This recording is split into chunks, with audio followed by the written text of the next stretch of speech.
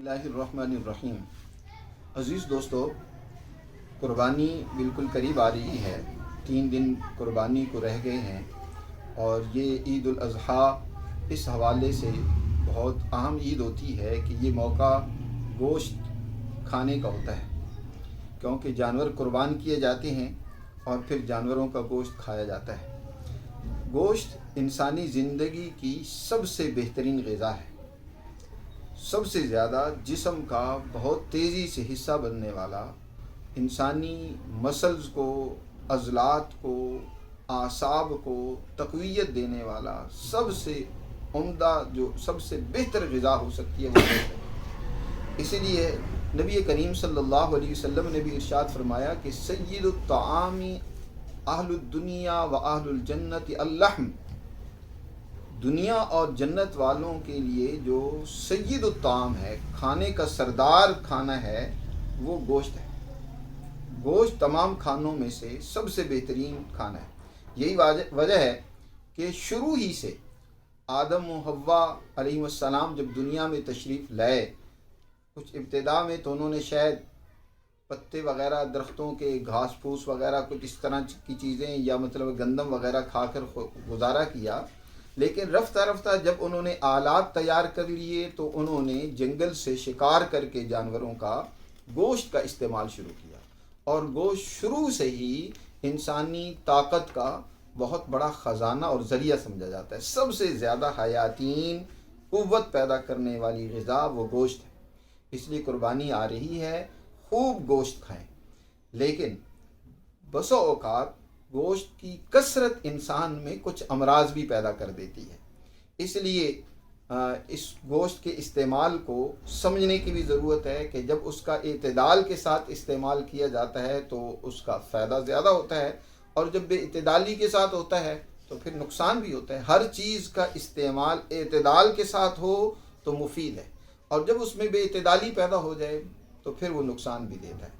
اس لیے عدل زندگی کے اندر، یعنی توازن زندگی کے اندر، حتیٰ کہ خوراک کے اندر، وہ بہت ناگزیر اور ضروری چیز ہے۔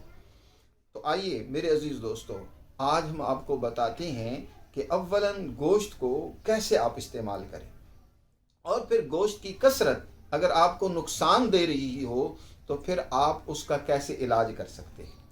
پہلی بات تو یہ ہے کہ گوشت آپ شوربے دار زیادہ سے زیادہ استعمال کریں۔ ہمارے ہاں روسٹ گوشت کھانے کا رواج بڑھتا جا رہا ہے، اس میں کوئی حرج نہیں ہے، روسٹ کر کے بھی گوشت کھایا جا سکتا ہے۔ خود نبی کریم صلی اللہ علیہ وسلم نے گوشت کو بھون کر بھی استعمال کیا ہے، بلکہ حضرت مغیرہ ابن شعبہ رضی اللہ تعالیٰ عنہ سے روایت ہے، وہ فرماتے ہیں کہ ایک موقع پر میں نبی کریم صلی اللہ علیہ وسلم کے ساتھ کسی کے ہاں مہمان تھا، تو حضور صلی اللہ علیہ وسلم کے لیے انہوں نے بکری ذبح کی۔ آپ صلی اللہ علیہ وسلم نے انہیں فرمایا کہ ران کا گوشت بھون کر لے آؤ۔ چنانچہ ران بھون کر لائی گئی۔ حضرت مغیرہ فرماتے ہیں کہ نبی کریم صلی اللہ علیہ وسلم نے مجھے ران کے گوشت سے چھری کے ساتھ گوشت کاٹ کر جو ہے وہ مجھے دیتے رہے، اور میں اس کو استعمال کرتا رہا۔ اس طرح کئی ایک موقعوں پر آپ نے بھنا ہوا گوشت استعمال کیا ہے۔ تو بھنا ہوا بھی استعمال کیا جا سکتا ہے، لیکن زیادہ کثرت سے ہر وقت بھونا تلا گوشت استعمال کرنا، کڑاہی بنا کر روسٹ کر کے اس کو کھانا، یہ جسم کے اندر کچھ اور امراض کا بھی باعث بن جاتا ہے۔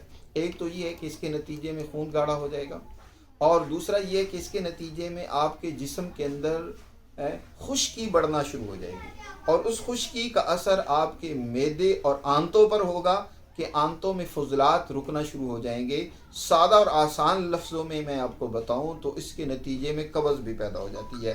قبض کو دنیا ام الامراض کہتی ہے، حکماء کے ہاں اس کو ام الامراض بھی کہا جاتا ہے کہ یہ تمام امراض کی گویا کہ ماں ہے، اس سے اور بہت ساری بیماریاں پیدا ہو جاتی ہیں۔ تو اس لیے گوشت کا استعمال جب شوربے کی صورت میں آپ استعمال کریں گے تو وہ قبض نہیں کرے گا، اس لیے اس کو شوربے والا بنا کر استعمال کرنا چاہیے۔ ہاں، اور دوسرا سبزیوں میں ملا کر استعمال کریں تب بھی اس کی افادیت بڑھ جاتی ہے اور اس کی نقصان اور مضرتیں کم ہو جاتی ہیں۔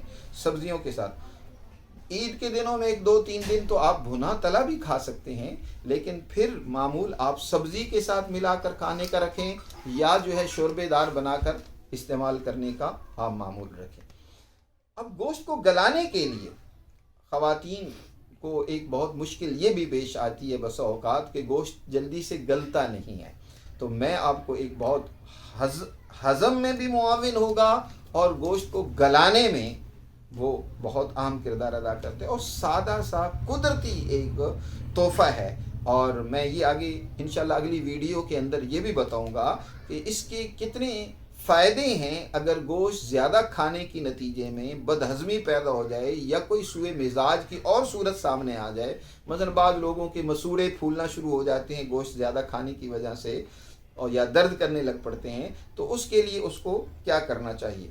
تو گوشت گلانے کے لیے چاہے وہ ہنڈیا میں گلانا ہو یا وہ آپ کے میدے میں اس کو گلانے کے لیے بہت زیادہ فائدہ مند ہے۔ وہ یہ ہے کہ آج کل موسم بھی ہے خربوزے کا، آپ نے کرنا یہ ہے کہ 1 کلو گوشت کے اندر آپ نے 5 گرام خربوزے کے چھلکے ڈال لینے، چھوٹے چھوٹے پیس، تازہ اگر چھلکے ہیں تو چھوٹے چھوٹے پیس کر لیں، وگرنہ خشک خربوزے کے چھلکے بہت مفید ہوتے ہیں۔ عام طور پر گھروں میں ہم خربوزہ استعمال کرتے ہیں تو کوئی حرج نہیں ہے کہ ہم ان خربوزے کے چھلکوں کو بجائے ضائع کرنے اور پھینکنے کے ان کو دھوپ پر خشک کر کے رکھ لیں، تو اس کا صفوف 3 سے 5 گرام آپ 1 کلو گوشت کی ہنڈیا کے اندر ڈال لیں۔ آپ دیکھیں ایک تو بہت تیزی سے اور جلدی گوشت گل جائے گا، اور دوسرا ہضم میں بہت معاون ہوگا، بہت تیزی سے آپ کا ہاضمہ درست ہوگا۔ تو میرے عزیز دوستو، خربوزوں کے چھلکے اس طریقے سے استعمال کر کے گوشت کی افادیت کو زیادہ زیادہ آپ حاصل کر سکتے ہیں۔ دعاؤں میں یاد رکھیے، اگلی ویڈیو میں انشاءاللہ ہم خربوزے کی اور کچھ فائدے ذکر کریں گے، اور گوشت کے نتیجے میں جو مضر اثرات پیدا ہوتے ہیں ان کا علاج کا بھی تذکرہ کریں گے۔ اس لیے آپ اس ویڈیو کو بھی سبسکرائب کر لیں اور آنے والی ویڈیو کا بھی انتظار کریں۔